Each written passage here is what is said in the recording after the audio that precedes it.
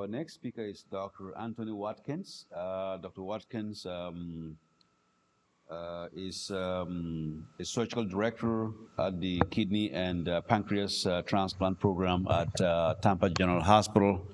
Following medical education at the University of Tennessee College of Medicine, he did his residency in surgery at UMDNJ, which is now Rutgers University. After that, he did his transplant surgery fellowship at Columbia, and then stayed in the system on faculty at Columbia, Cornell, and at some point also at NYU, but now serving at Tampa General. He's a rising star in health disparities and access to transplantation. He's chair of the American Society of Transplant Surgeons, DEI committee, and also the American Society for Black Academic Surgeons as well. So you can see that he's doing a lot of work around the country around access to care, health disparities, and the like. So we are very fortunate to have him today present to us, Bridging the Gap, Addressing Disparities in Access to Kidney Transplantation. So welcome, Dr. Watkins. Good afternoon. I should just make the comment that the DEI committee for our Transplant Society has changed its name, as to no surprise, but the work still remains the same. Thanks for the planning committee for providing this invitation to talk, and it's good to see some familiar faces where I did a couple of medical missions to Haiti, which really profoundly impacted my understanding of global healthcare access. Here's the overview of the objectives today. The good news is the previous presenters really did a great job of kind of laying the groundwork, so I can kind of focus on the transplant stuff, which could hopefully get you to lunch a little bit sooner. So we're pretty much familiar with the stages of kidney disease. I really placed this slide up to just really emphasize that a patient cannot get listed for a transplant until they have a qualifying GFR of 20 or below. And this is very important in regards to referrals to transplant centers so we can get patients listed. And ideally, we like to pursue preemptive transplant, which is basically a patient getting a transplant before dialysis even is initiated. Obviously, that's a challenge with the limited supply of kidneys. When we look at the primary etiology of end-stage renal disease for the adults that are on the waiting list, historically the two most common causes have been high blood pressure and diabetes. It's important to note that if you notice over the past decade, hypertension-related listings have been on the decline, whereas the diabetes listings have increased, going from roughly 35% in 2012 to 40%. So I think this really points out and reiterates the need for targeted prevention and early intervention as it relates to diabetes to decrease the burden of end-stage renal disease with those patients. We've already heard about this multiple times. I will revisit it later in regards to its implications on transplant and how we have to kind of address this. The main point being when individuals have the two variants, there's a roughly 15% increased risk of kidney disease. And so, as I mentioned, there's some challenges in our community in regards to transplant. This, again, another image that you've seen before, end-stage renal disease broken down by race, African Americans / Black, Native Americans, and Hispanics with the top prevalence. And really, when you look at the disparities issues between these three groups, there's a lot of significant overlap. And then since I wanted to kind of comment on the global implications when relevant, since it's, we're also talking about local and global population. So the dark blue and red have the highest incidence of end-stage renal disease in the world. So can't really see Taiwan, but that's one of the red countries. But obviously America, you see, has another higher incidence of end-stage renal disease, whereas Asia and parts of Europe is a little bit lower.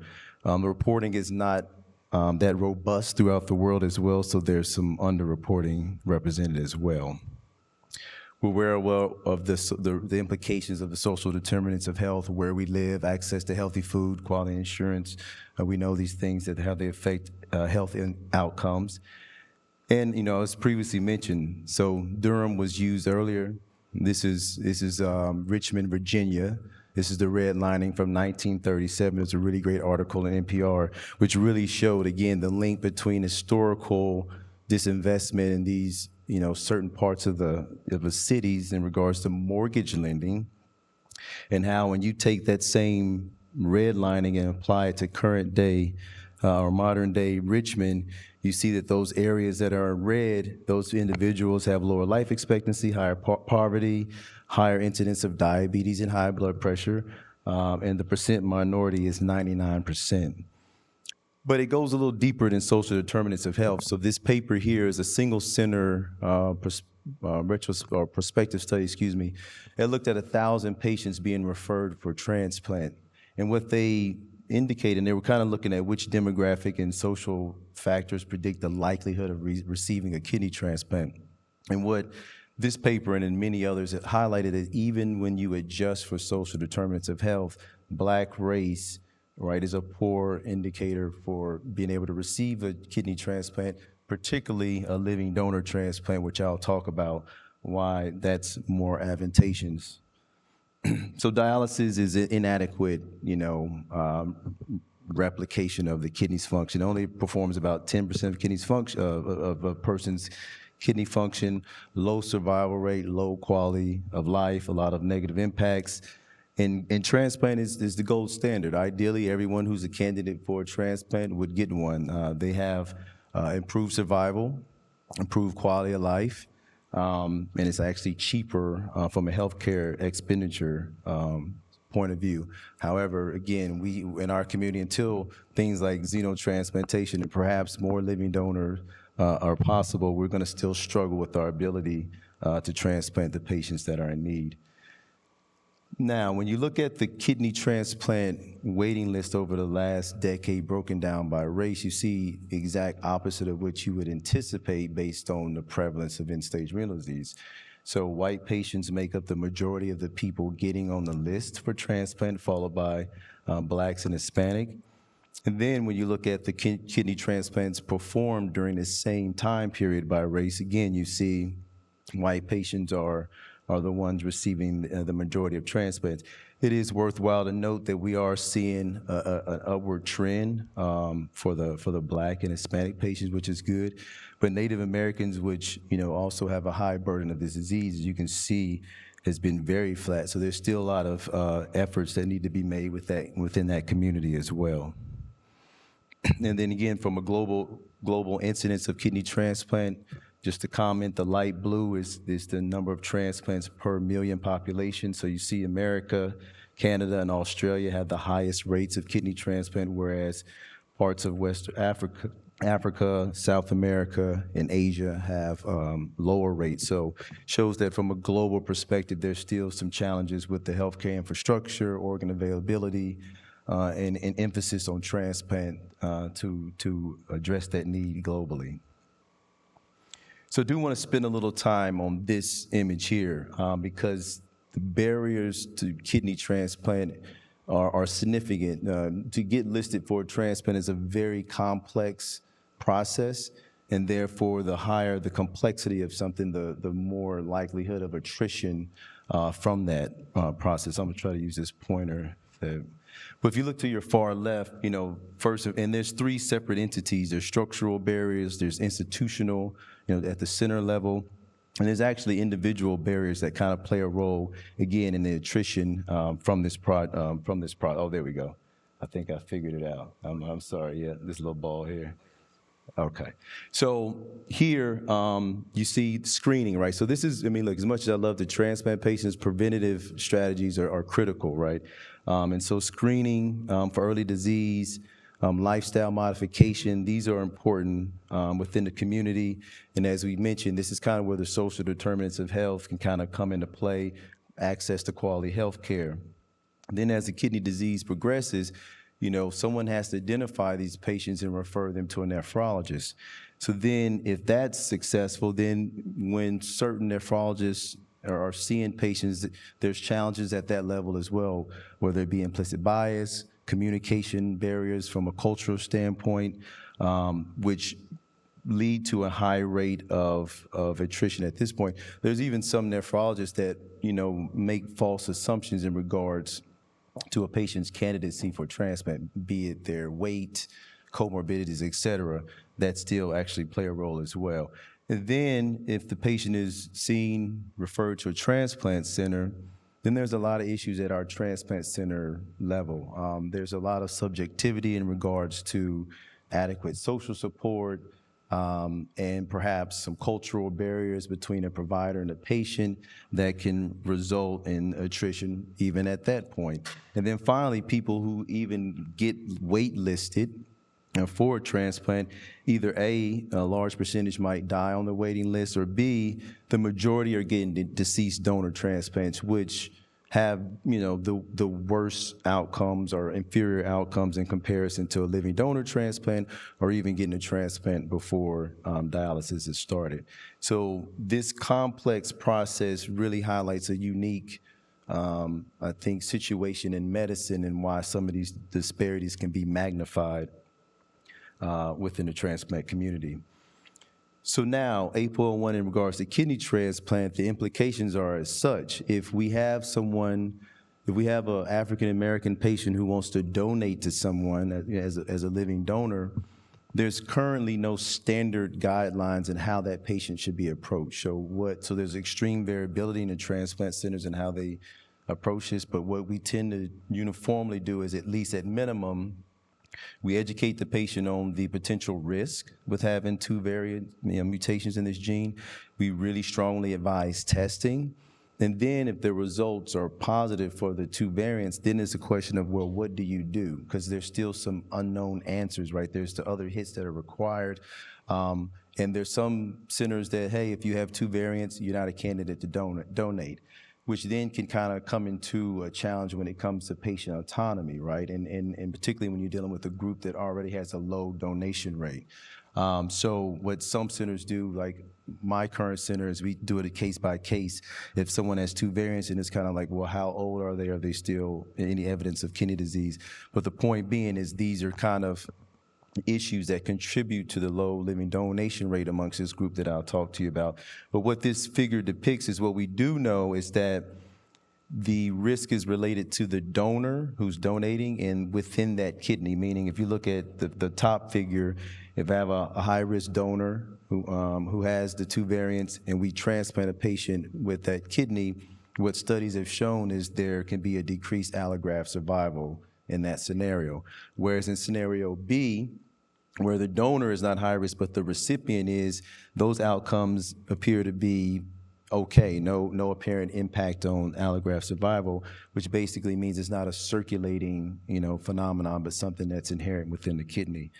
There is a multi-center study called the Apollo that's anticipated to end later this year, and it's really focused on further elucidating, what the outcomes are in regards to patients with these mutations. And hopefully when that data comes out, then we'll have some stringent guidelines so we can ensure patient safety, patient autonomy, and optimizing kidneys safely for people who are in need.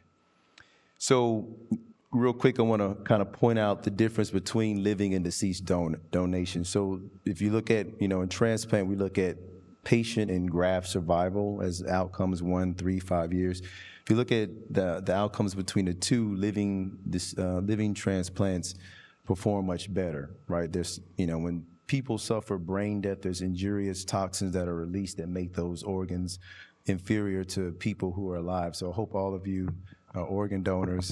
But this is one of the reasons why we, try to encourage as much living donation as possible. In addition, the average waiting time for a transplant on the deceased donor list is like 3 to 5 years, and that depends on where you live.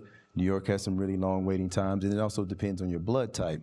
However, it's simple to say that if someone presents to a transplant center with a donor, as soon as that donor and that patient is medically cleared, we can do the transplant. Whereas if you don't have a living donor, you then go on a list and you're waiting years and years where the dialysis, your diabetes, et cetera, continue to impact your overall health and can impact the outcomes of transplant.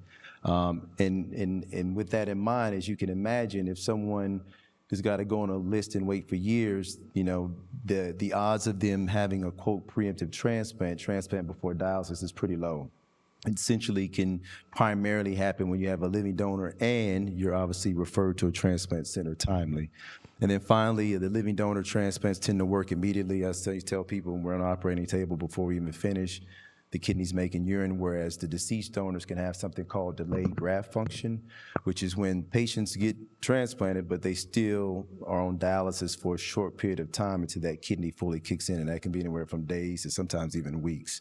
So that's kind of a big overview of the living versus deceased donor transplants. And then there are significant disparities in living donation rates. Black patients are 59% less likely to have a living donor than white patients, as this figure depicts.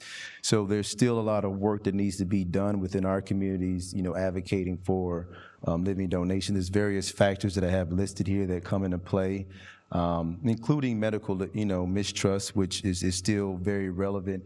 And I'll talk to you about, some strategies transplant centers can take to mitigate that issue. So now I want to shift to kind of, what have we done to kind of address this? And I'm going to divide this between this one example, which is kind of one of the broader examples from the transplant community. Then I'll talk about some community efforts that, outreach, and then I'll talk about something from the transplant center perspective. So there's been multiple reiterations of how kidneys are allocated. I'm highlighting one that was done in 2014, but there has been a subsequent revision in a different way that's actually impacted equity in a negative fashion from early data, but that still has to be teased out. But importantly, this allocation change was important because one of the first things it did is, historically, patient comes, gets evaluated, gets lifted for transplant, their waiting time would start then. As you could probably imagine, there's a significant amount of delays that tend to affect underserved communities more than others, whereas it's very common to have a patient of color come to get evaluated for transplant, and they've been they've been on dialysis, for 5 years, right? And so historically, that time was shot, whereas after this revision, 2014, whenever a patient gets listed now, it's retroactive to when they started dialysis, which is a great move in the right direction. This revision also prioritized highly sensitized patients. These are patients who have had pregnancies, blood transfusions, or previous transplants, and it's very difficult to find an organ that they're compatible with. This system really prioritized them, so instead of them only getting local offers, they now get national. So someone can get listed tomorrow, and even if they've been on the waiting list one day, if they're super sensitized and the organ becomes available in California, it will go to them. And this, unfortunately, this affected underserved communities a lot more. So that, again, this was another important step. And then expanded regional sharing for high priority candidates. So ultimately, what the data shows is that all of these steps from this allocation revision resulted in a roughly 25 to 30% reduction in the Black versus white patient wait time gap. So that was a move in the right step. You know about the EGFR. The previous presenters kind of talked about that. This is yet another example. But what I'll do is I'll show you what we did at our center. And I think one of the challenges with this, to my understanding, this is a policy change, but it required a lot of work, which is what this outlines. And my concern has always been, well, how many centers took that time and effort? At the time we did this is kind of a little dated, but we had 839 patients on the list, 236 were Black. So we had to send letters, call, to try to get their historical lab data so we can recalculate, their EGFR with a race-neutral calculation. We adjusted 138 as out of 236 patients, so that's a lot of adjustments. We added 300 years total of waiting time, 300 years. The median days was 619, and one patient had 8.5 years added. They could have been transplanted 2 or 3 times, right? And at the time of this, we had transplanted over 50 patients. So, this is a move in the right direction, and, it goes without saying that there's historically a lot of patients who did not benefit from access to transplant because of this, but at least, again, progress. I'd be remiss to not mention the work of Dr. Clive Callender, a Howard transplant surgeon, started MOTEP back in 1991. This is probably the best example of a local effort that spread nationally to kind of educate, our community in regards to the importance of organ transplantation, provided in a way where there's ability for trust to be built. There's the shared experience, so people can understand, the realities of this. And so, I've always looked at him and looked up to what he was able to do with this program and how it's, had an impact on educating our communities in regards to transplantation. And then finally, Northwestern Medicine really pioneered the approach of using culturally competent programs within the transplant center.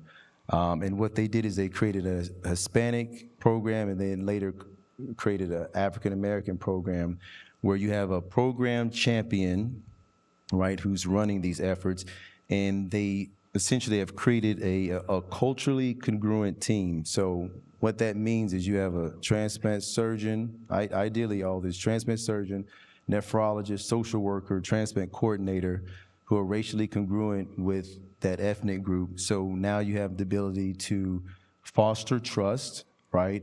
These individuals have a shared experience, so that can break down some of the barriers that exist.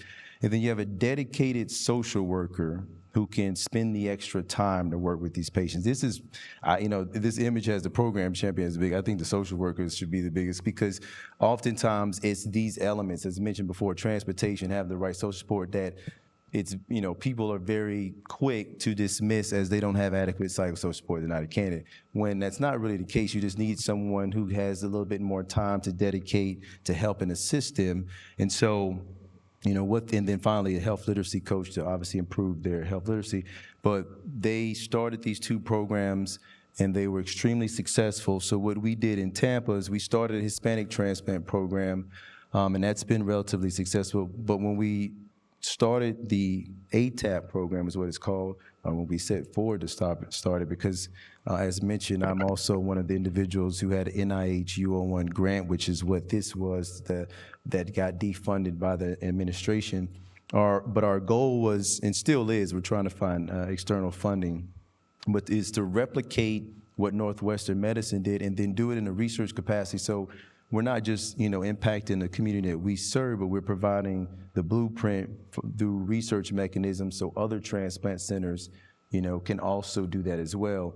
And essentially, it's, what I tell people is these programs aren't for all Black people or all Hispanic people. There's a strategy involved where you want to kind of identify those individuals who are at high risk. Like if I needed a transplant, I wouldn't need this, but for those individuals who might have low health literacy, low social support, we put them through this program. They come. I'm fortunate to have myself, a Black nephrologist, social work, transplant coordinator, and they see these individuals, and then we kind of do this in a randomized way to show that we also can duplicate what Northwestern did, and then provide that blueprint to the community. Now, the elephant in the room is that, diversity in healthcare is a challenge, 3 to 4% of physicians being of color, so not every transplant center, has that ability, but I do think there's mechanisms like virtual health visits, et cetera, to kind of play a role in that. So hopefully I saved a little time. But in summary, there's significant disparities that still exist in end-stage renal disease and kidney transplant access. There's been some policy reforms that have been helpful, but it's important for us to continue to work together to make the necessary changes so that we can improve equitable access to transplant for our patients. And there it is. Thank you.